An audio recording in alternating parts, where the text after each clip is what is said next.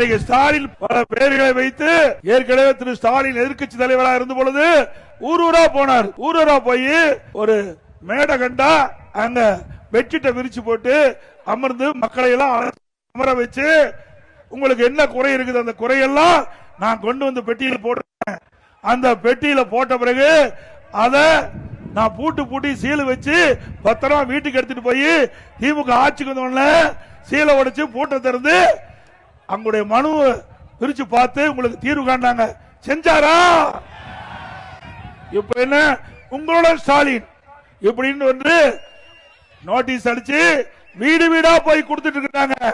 இதுல பல கோரிக்கைகள் இருக்குதான்.